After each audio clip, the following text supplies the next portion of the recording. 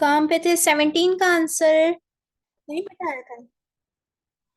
17 का आंसर था C, loop of Henle. U shape जो स्ट्रक्चर होता है ना आपका, यू शेप्ड स्ट्रक्चर, उसको कहते हैं नेफ्रॉन। नेफ्रॉन के अंदर यू शेप्ड स्ट्रक्चर होता है जिसको कहते हैं लूप ऑफ हेनल या फिर रेनाल ट्यूब्यूल। ठीक है। ए 21 हो गया था, लिट्रोट्रिस्पी। 22 का आंसर था बी। 23 पे थे हम कि जो लॉस होता है, वाटर जो लॉस करते हैं प्लांट्स अपने लीफ से ड्रॉप्स की शक्ल में, उसको क्या कहते हैं? एक्सक्रिएशन, गुटेशन, ट्रांसपायरेशन या एवापोरेशन? तो 18 का आंसर बताती हूँ। 18 का आंसर था ब्लड सेल्स और प्रोटीन सी था। ओके। एक्सक्रिएशन आप जो ह्यूमंस के अंदर होती है या फिर आपके जो एनिमल्स हैं, एम्फीबियन, रेप्टाइल्स, उनके अंदर एक्सक्रिएशन होती है। ट्रांसपायरेशन आपने पढ़ा था कि वो थ्रो स्टोमेटा होती है, आपने ये पढ़ा था। ठीक है। स्टोमेटा के थ्रू होती है ट्रांसपायरेशन, वो अलग चीज है। वो प्लांट्स उसमें बॉडी का एक्सेस वाटर लॉस करते हैं। और एवापोरेशन तो कोई चीज बाहर निकलना, एवापोरेट करना। जो वाटर लॉस करते हैं प्लांट्स, ट्रांसपायरेशन में भी लॉस करते हैं, मगर वो अलग प्रोसेस है। इसमें क्या होता है कि लीफ के जो टिप्स होते हैं उन वहां से ड्रॉप्स की शक्ल में पानी बाहर निकलता है। उस प्रोसेस को कहते हैं गुटेशन। जो ड्रॉप्स की शक्ल में बाहर निकली लीव्स के टिप से, तो उसको हम कहते हैं गुटेशन। 24, a method for removal of kidney stone is. जो आप स्टोन किडनी की रिमूव करते हो, स्टोन हो जाती है, तो उसको क्या कहते हैं स्टोन रिमूव को? Is haemodialysis, B peritoneal dialysis, C lithotripsy, D kidney transplant. तो ये एमसीक्यू मैंने अभी आपको पढ़ाया था कि आपकी जो स्टोन हो जाती है किडनी के अंदर, उसको हम लेजर्स के थ्रू रिमूव करते हैं, उसको छोटे पीसेस में कट कर देते हैं, वो उस टेक्निक को कहते हैं लिथोट्रिप्सी। सी आंसर है इसका। डायलिसिस में तो आपको ब्लड फिल्टर करते हैं, उसमें स्टोन का काम नहीं है। किडनी ट्रांसप्लांट जब आपकी किडनी पूरी खत्म हो जाती है। 25 is in plants the excess water is removed by. Plants में एक्सेस वाटर किसके थ्रू रिमूव होता है? अब इसका आंसर बताएं।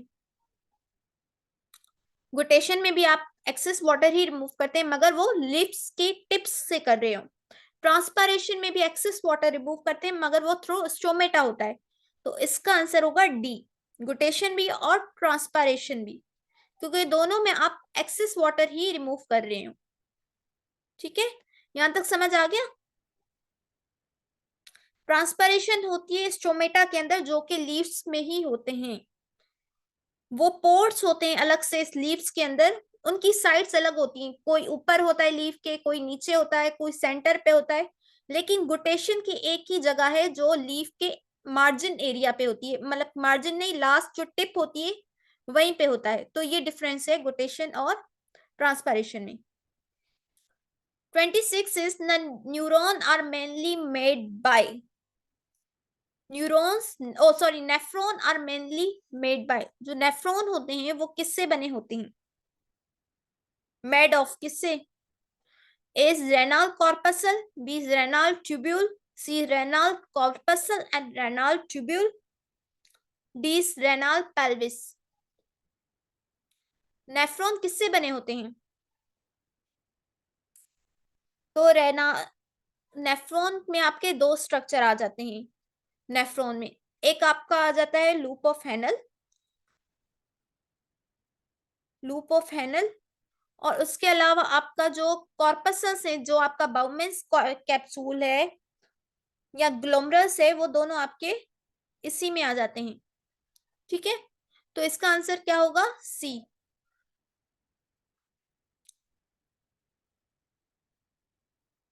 27 which is not the function of kidney, इनमें से कौन सा जो है किडनी का फंक्शन नहीं है? पीएच बैलेंस करना, ब्लड प्रेशर बैलेंस करना, या ब्लड की कंपोजिशन को बैलेंस करना, या प्रोटीन्स की डाइजेशन। 26 का आंसर ये था कि जो नेफ्रॉन है, जिनके अंदर आपकी सारी फिल्ट्रेशन होती है ब्लड की, ब्लड तो फिल्टर नहीं होता, मतलब ब्लड के अंदर जो कंपोनेंट्स हैं वो किससे बने होता है? नेफ्रॉन। एक होता है एक रेनाल ट्यूब्यूल, आप इसका वीडियो लेक्चर देखेंगे तो उसमें नेफ्रॉन का पूरा स्ट्रक्चर मैंने डायग्राम्स दिए हैं, उनको एक्सप्लेन किया है, तो वो रिकॉर्डेड लेक्चर आप सुन लिया करें एक बार, क्योंकि उसमें डिटेल होती है, फिर आपको ये एमसीक्यूज करने की भी नीड नहीं पड़ेगी।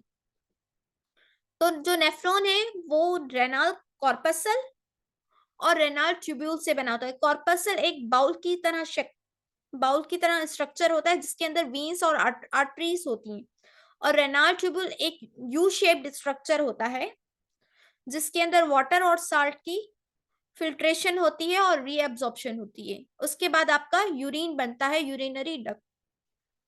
ओके, 27 है कि इनमें से कौन सा जो है वो किडनी का फंक्शन नहीं है, तो इसका आंसर डी है ऑब्वियसली, कि किडनी जो है आपकी डाइजेशन नहीं करवाती, आपका पीएच बैलेंस करती है, आपका ब्लड प्रेशर बैलेंस करती है और ब्लड की कंपोजिशन बैलेंस करती है, उसके अलावा जो डाइजेशन है प्रोटीन्स की वो किडनी का फंक्शन नहीं है, तो इसका आंसर है D. 28 is an animal the excretion of carbon dioxide takes place. हम इंसान कार्बन डाइऑक्साइड को कैसे बाहर निकालते हैं, किसके थ्रू? तो ये सबको पता होना चाहिए, कार्बन डाइऑक्साइड किसके थ्रू हम बाहर निकालते हैं, किस ऑर्गन के थ्रू? स्टमक, लिवर, लंग्स या किडनी?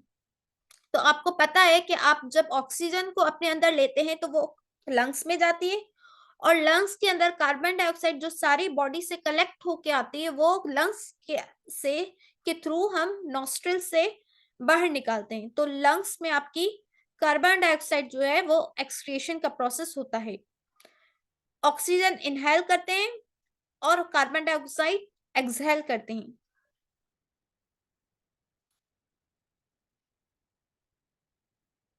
कंपोजिशन मतलब तादाद, अब कंपोजिशन का मतलब ही नहीं आ रहा, कंपोजिशन मींस क्वांटिटी, उसके सारे components. 29 is which one is not the part of kidney, kidney का इनमें से कौन सा पार्ट नहीं है? मेडुला, सेरिबेलम, नेफ्रॉन या ग्लोमेरुलस? किडनी का स्ट्रक्चर अगर आप देख लें एक बार डायग्राम्स में या रिकॉर्डेड लेक्चर में, तो उससे आपको ये सारा चैप्टर क्लियर हो जाएगा, फिर आप भूलेंगे नहीं कभी। तो इसका आंसर है सेरिबिलम, ये ब्रेन का पार्ट है, किडनी का पार्ट नहीं है। सेरिबिलम ब्रेन का पार्ट है, मेडुला, नेफ्रॉन और ग्लोमेरुलस आपकी किडनी के पार्ट है। ठीक है। 30 है metabolic waste are eliminated by, जो आपके वेस्ट प्रोडक्ट्स हैं वो किसके थ्रू एक्सक्रिएट होते हैं, बाहर निकालते हैं आप? रिस्पायरेशन के थ्रू, एक्सक्रिएशन के थ्रू, होमियोस्टेसिस के थ्रू या न्यूट्रिशन के थ्रू? रिस्पायरेशन में तो आप सांस लेते हैं, उसमें सिर्फ मेटाबॉलिक वेस्ट आपके बाहर निकलते, सिर्फ कार्बन डाइऑक्साइड बाहर निकलता है। न्यूट्रिशन तो आपका फूड हो गया। होमियोस्टेसिस में आप हर चीज बॉडी की बैलेंस करते हैं। तो एक्सक्रिएशन के थ्रू आप जो है अपना मेटाबॉलिक वेस्ट जो है बॉडी का, जो आपकी नाइट्रोजिनस सब्सटेंसेस हैं, यूरिक एसिड, यूरिया, कुछ अमाइंस होते हैं, कुछ, ये सारे जो हैं एक्सक्रिएशन के थ्रू आप बॉडी से बाहर एलिमिनेट करते हो, मींस बाहर निकालते हो। 31 इज गुटेशन अकर्स इन, गुटेशन किसके अंदर होती है? पाइन, टोमेटो, ग्रासेस या लेडी फिंगर? तो गुटेशन का प्रोसेस नहीं, टोमेटो के अंदर नहीं होती, टोमेटो के अंदर नहीं होती। गुटेशन का प्रोसेस किसके अंदर होता है? आप सुबह में गार्डन में जाएंगे ना, वहां पे ग्रास देखेंगे, सुबह के टाइम ग्रासेस गीली होती हैं, ग्रासेस सारी गीली होती हैं, तो गुटेशन का प्रोसेस होता है ग्रासेस में। जो आपकी ग्रास होती है ना ग्रीन कलर की, उसके अंदर ये होता है। आप ग्रास में देखें तो सुबह के टाइम वो सारी गीली होती है, आप उनको पानी थोड़ी देते हैं उठते ही, क्योंकि ये गुटेशन ग्रासेस में होता है। इस वजह से वो एक्सेस वाटर जो होती है वो ग्रास अपनी रूट, अपनी लीफ की टिप से वो बाहर निकालती हैं, क्योंकि ग्रासेस में तो लीफ नहीं है। ग्रासेस में लीफ है, ग्रास खुद एक स्ट्रक्चर है। लीफ तो प्लांट्स में होते हैं, मतलब ग्रास तो अलग चीज है। ठीक है, उसके अंदर आपकी गुटेशन होती है। 32 is water is transported by, water किसके थ्रू ट्रांसपोर्ट होता है, ये आपको मैंने पढ़ाया था प्रीवियस चैप्टर में, xylem phloem, xylem and phloem and cambium. तो वाटर जो है आपका जाइलम के थ्रू, ग्रासेस में लीफ नहीं है तो गुटेशन वही होती है ग्रासेस के अंदर, जिनमें लीव्स होती है उसके अंदर ट्रांसपायरेशन प्रोसेस होता है। तो बाकी डिफरेंस क्या है, ट्रांसपायरेशन होती है आपकी लीव्स के अंदर, ठीक है, लेकिन जो गुटेशन है वो भी लीव है। ग्रास का स्ट्रक्चर आप देखें वो लीफ लाइक होता है, लीफ ही उसे कह सकते हैं आप, लेकिन उसका पूरा अलग से प्लांट नहीं है। तो गुटेशन होती है सिर्फ ग्रासेस के अंदर, क्योंकि उसके अंदर स्टोमेटा नहीं होता, ग्रासेस में स्टोमेटा नहीं होता, इस वजह से वो गुटेशन के थ्रू जो है अपना एक्सेस वाटर लॉस करते हैं। अब आया समझ।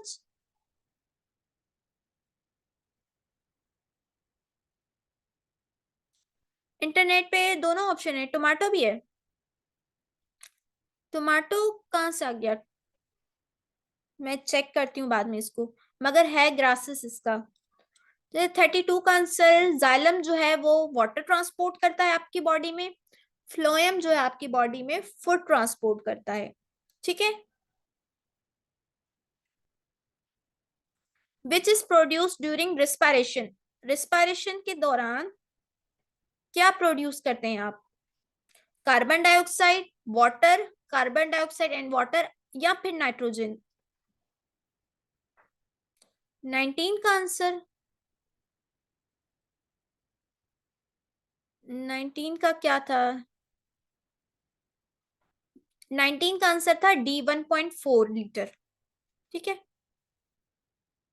33 का आंसर बताएं आप, हम रिस्पायरेशन में क्या चीज प्रोड्यूस करते हैं।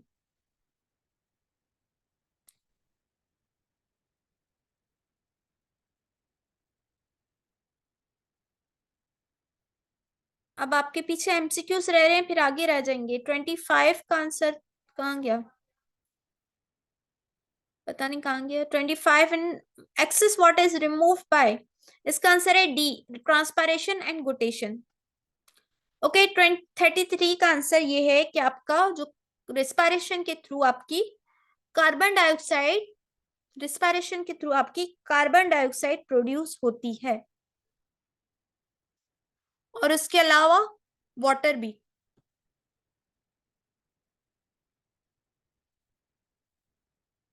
सी आंसर है इसका, कार्बन डाइऑक्साइड एंड वाटर।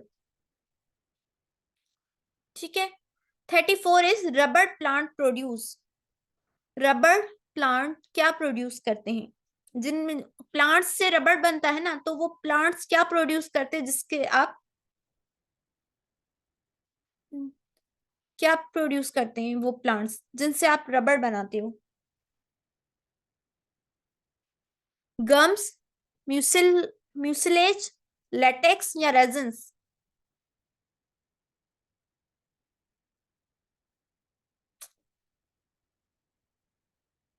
ना, रबर प्लांट जो है वो लेटेक्स, रबर लाइक स्ट्रक्चर होता है रबर, वो प्रोड्यूस करता है। Rubber plant produce latex, C answer है इसका 34 का।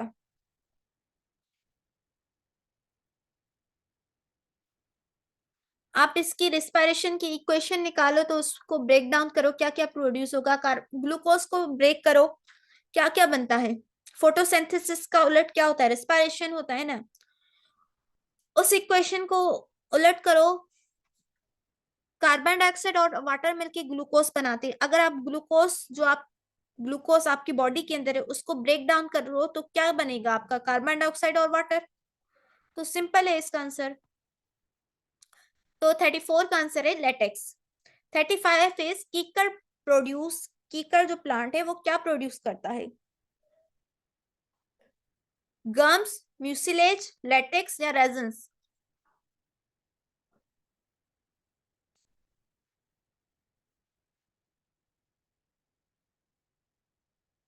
कीकर प्लांट प्रोड्यूस, कीकर जो है वो लेटेक्स प्रोड्यूस करता है। ओ सॉरी, कीकर जो है गम्स प्रोड्यूस करता है और रबर जो है वो लेटेक्स प्रोड्यूस करता है। 34 का आंसर है सी और 35 का आंसर है ए। ए है गम्स।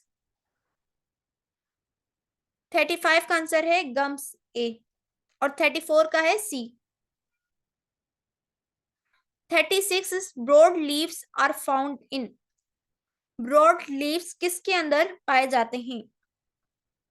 हाइड्रोफाइट, मीजोफाइट, जीरोफाइट या हेलोफाइट?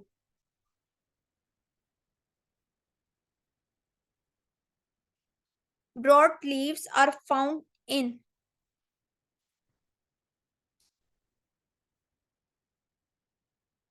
तो ब्रॉड लीफ आपके होते हैं हाइड्रोफाइट्स में।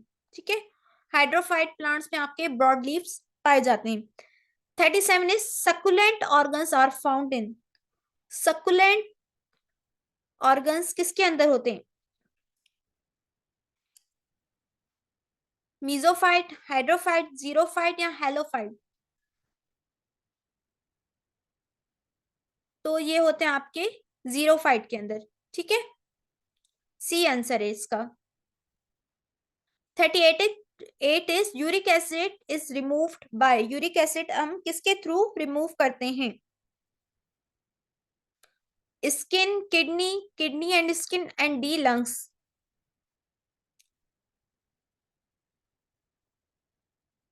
ना, अब आप ये सिनोनिम एंटोनिम गूगल से देख लिया करें, वर्ड मीनिंग, जो आपको वर्ड की मीनिंग समझना है। ठीक है, अब यहाँ पे मैं ज्यादा एक्सप्लेन करने बैठूंगी फिर रह जाएगा आपको सिलेबस।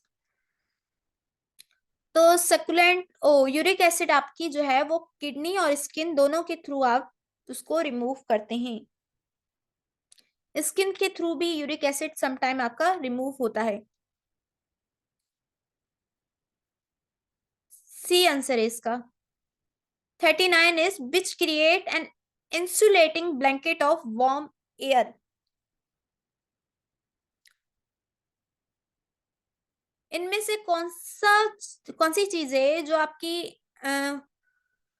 गर्म हवा की तरह जो है ब्लैंकेट प्रोड्यूस करती है? मींस इंसुलेटिंग ब्लैंकेट एक गर्म हवा की तरह तह प्रोड्यूस करती है, मींस सर्दियों में वो आपको हीट से बचाती है।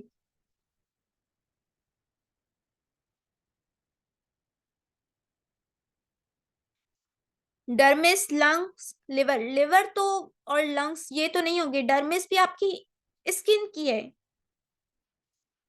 स्किन की लेयर है। तो 39 का आंसर है गूस बम्प्स, डी। इसके अंदर क्या होता है कि आपका फैट जमा होता है और फैट का काम क्या होता है कि आपको हीट प्रोवाइड करना बॉडी को।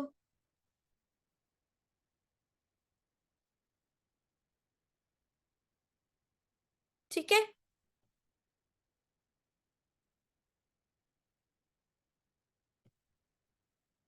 40 इज 39 का आंसर है डी, क्योंकि फैट वाली चीजें आपको हीट प्रोड्यूस करती है आपकी बॉडी के अंदर। तो डी का आंसर है गूस बम्प्स 39 का। आगे चले। 40 इज विच एनक्लोज ग्लोमेरुलस, आपका जो ग्लोमेरुलस है, आपका जो आर्टरीज और वीन्स का गुच्छा है पूरा, वो किसके अंदर बंद होता है? Pyramid, loop of हेनाल, Bowman's capsule या कलेक्टिंग ड्रग? पायरामिड तो होते हैं आपके किडनी के अंदर, जिसमें आपका लूप ऑफ हेनल होता है। बाउमेंस लूप ऑफ हेनल आपके होते हैं किडनी के अंदर, ओ पायरामिड के अंदर। जो कॉर्न शेप स्ट्रक्चर होते हैं, कलेक्टिंग डक्ट जहां पे आपका सारा यूरिन बन जाता है। उसके अलावा जो बाउमेंस कैप्सूल है वो एक कॉर्टेक्स के अंदर एक स्ट्रक्चर होता है जिसके अंदर आपका ग्लोमरस पड़ा होता है, ग्लोमरस। ठीक है, तो सी का आंसर है 40 का सी। बाउमेंस कैप्सूल एक कप लाइक स्ट्रक्चर होता है जिसके अंदर ग्लोमरस जो है वो बंद पड़ा होता है। 40 हो गया, 41 छोड़ दें, 42 भी छोड़ दें। 43, which is done at home। हम घर पे क्या कर सकते हैं, क्या होता है? लिथ्रोट्रिप्सी, ये तो आपके हॉस्पिटल्स में होती है। हेमोडायलिसिस, ये ब्लड की, ये भी नहीं हो सकती। किडनी ट्रांसप्लांट भी नहीं होती। या पेरिटोनियल डायलिसिस, आपने घर पे डायलिसिस देखिए, पाइप्स लगे होते हैं। तो आपकी जो पेरिटोनियल डायलिसिस है वो आपकी घर पे भी की जा सकती है, तो इसका सी आंसर है। 44 भी छोड़ दें। 45, hypotonic urine is formed when water fluid is when water in body fluid is। Hypotonic urine कब बनता है? जब पानी आपका बॉडी फ्लूइड में क्या होता है, कम होता है, ज्यादा होता है, बहुत ज्यादा होता है, या फिल्टर्ड नहीं होता। हाइपोटोनिक। पेरिटोनियल डायलिसिस, आपकी जो डायलिसिस आप करवाते हो जिसमें आपका बॉडी का, जब आपकी किडनीज काम नहीं कर पाती तो आपकी जो किडनी के अंदर नेफ्रॉन्स के स्ट्रक्चर हैं उनमें ब्लॉकेज हो जाता है, आपकी वो ब्लड फिल्टर नहीं कर पाती। तो जब ब्लड फिल्टर नहीं होती तो आपके बॉडी के अंदर टॉक्सिक सब्सटेंस जमा हो जाते हैं, जैसे नाइट्रोजीनियस सब्सटेंसेस, कुछ आयंस। तो डायलिसिस के थ्रू, डायलिसिस एक मशीन होती है, एक उनके अंदर बॉडी के अंदर पाइप डाले जाते हैं किडनी के अंदर बेसिकली आपके। तो क्या होता है, जहां से आपका वो ब्लड फिल्टर करती है वो न्यूरॉन, वहां पे वो पाइप डालते हैं। उसका काम भी same as it is neuron जैसा होता है, नेफ्रॉन जैसा होता है। नेफ्रॉन जैसा होता है, तो वो क्या करती है, आपकी ब्लड को वो फिल्टर करती है। तो ये आजकल घर पे भी ये टेक्निक होती है, मीन्स। ठीक है, कि आप घर पे अपनी डायलिसिस करवाते हो। 45 का आंसर है सी। हाइपोटोनिक यूरिन तब बनता है जब आपकी बॉडी के अंदर बहुत ज्यादा पानी मौजूद हो, एक्सेस अमाउंट में फ्लूइड मौजूद हो। हाइपरटोनिक और हाइपोटोनिक दोनों मैंने बताए थे आपको। हाइपर मीन्स जब आपकी बॉडी के अंदर कोई चीज ज्यादा प्रेजेंट हो, और हाइपो के अंदर कोई चीज कम प्रेजेंट हो। मगर इसके अंदर क्या होगा, क्या हाइपोटोनिक के अंदर आपके जो सॉल्ट की कंसेंट्रेशन है वो कम होगी और वाटर की ज्यादा होगी। और हाइपर में क्या होगा, हाइपर HYPER, उसमें वाटर की कंसेंट्रेशन कम होगी और जो आपके सॉल्ट वगैरह हैं उनकी कंसेंट्रेशन ज्यादा होगी। ठीक है, हाइपर में वाटर कम होगा और सॉल्ट ज्यादा। हाइपो में सॉल्ट ज्यादा होगा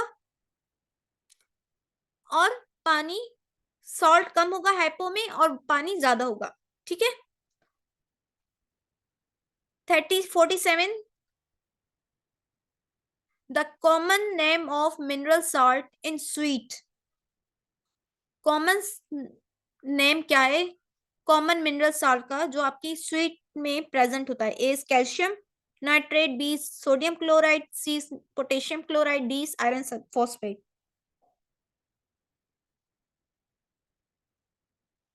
जो आप अपने खानों में सॉल्ट डालते हैं वो कौन सा नमक इस्तेमाल करते हैं? तो आपका होता है sodium chloride.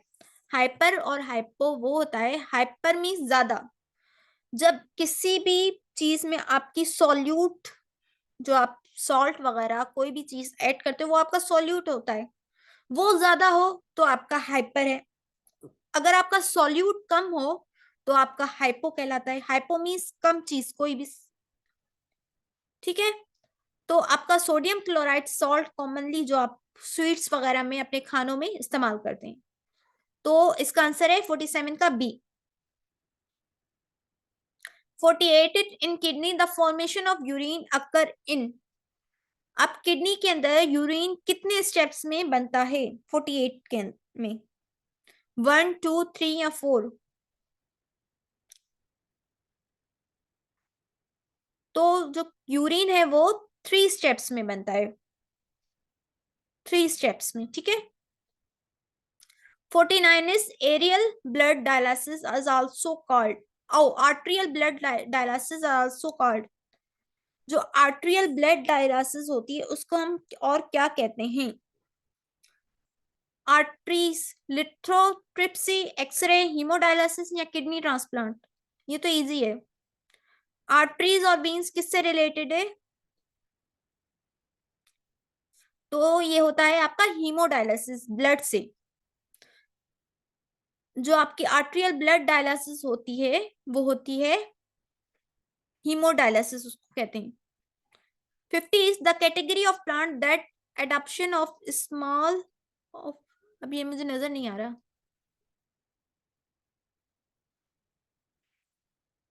The category of plant that adoption of small and thick leaves to limit water loss is called। वो प्लांट्स, वो ऐसे प्लांट्स जो अपने अंदर लीव्स को थिक कर देते हैं, कुछ एडाप्शन लाते हैं अपने अंदर ताकि वो अपना कम से कम पानी बॉडी से लॉस कर सकें। वो कौन सी प्लांट्स हैं? हाइड्रोफाइट, जीरोफाइट, मीजोफाइट या हाइग्रोफाइट? जो अपना वाटर कम लॉस करते हैं, अपने लीव्स को प्रोटेक्ट करते हैं, ये होते हैं जीरोफाइट्स। सबका आंसर सही था, क्योंकि जीरोफाइट प्लांट्स जो होते हैं ना आपके रेगिस्तान में रहते हैं। आपको पता है रेगिस्तान में पानी नहीं होता, तो ऐसे प्लांट्स अपने अंदर कुछ एडाप्शन लाते हैं। उनकी वजह ये होती है कि अगर वो एडाप्शन नहीं लाएंगे तो उनकी बॉडी से ज्यादा, बहुत ज्यादा पानी लॉस होगा। जब पानी बहुत लॉस होगा और उनके पास एक तो पानी है नहीं, पानी लॉस होगा और पानी है नहीं, तो एट द एंड क्या होगा? वो मर जाएंगे। तो अपने खुद को जिंदा रखने के लिए वो क्या करते हैं? अपने अंदर एडाप्शन लाते हैं, अपनी लीव्स को मोटा कर देते हैं, स्पाइन उनके अंदर होते हैं ताकि वो अपनी लीव्स को प्रोटेक्ट करें, कम से कम पानी लॉस कर सकें। तो होते हैं जीरोफाइट्स, ठीक है। 52 is mucilage is secreted in. Mucilage किसके अंदर सीक्रेट होता है? Carnivorous plants, lady finger, carnivorous plants and lady finger and कीकर?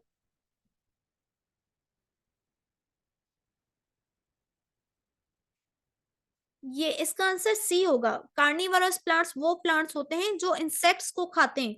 उनके अंदर भी एक वाइट लिक्विड होता है, उनका मुंह खुला होता है ना जब कोई इंसेक्ट उनके ऊपर बैठता है, तो आप देखते हैं उनका मुंह, उन टीथ लाइक स्ट्रक्चर उनका होता है। उनकी डायग्राम आप देखेंगे। वेनस फ्लाई प्लांट है, जूम कर देती हूँ मैं। तो ये कार्निवोरस प्लांट्स होते हैं, उनके अंदर एक म्यूसिलेज वाइट सब्सटेंस होता है, वो सीक्रेट करते हैं। और लेडी फिंगर आपको पता है उसके अंदर भी वाइट सब्सटेंस प्रेजेंट होता है।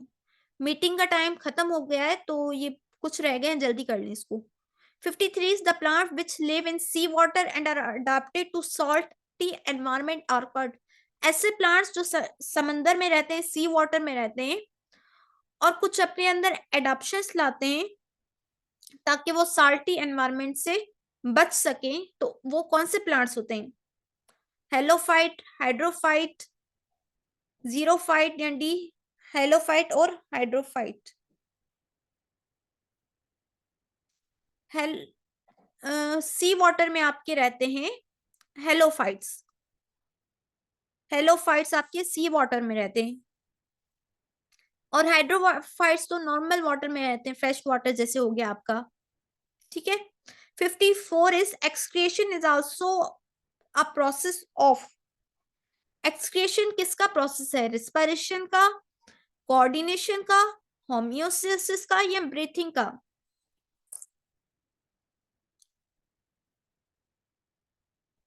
तो इसका आंसर सबने दे दिया। तो एक्सक्रिएशन जो है उसके जरिए आपकी बॉडी कि सारी चीजें मेंटेन रहती हैं, तो ये होम्योस्टेसिस का प्रोसेस है। 55 भी काम का नहीं है, 56 भी नहीं है, 57 भी नहीं है। 58 सीक्रेशन सीक्रेटेड बाय कॉर्निफर्स। कॉर्निफर्स क्या सीक्रेट करते हैं? रेजिन्स, गम्स, लेटर या म्यूसिलेज? कॉर्निफर्स जो प्लांट्स होते हैं वो क्या सीक्रेट करते हैं? वो क्या प्रोड्यूस करते हैं? आपके रेजिन्स। ठीक है, ये आपके हो गए आज के सारे एमसीक्यूज। अब आपकी केमिस्ट्री की क्लास है।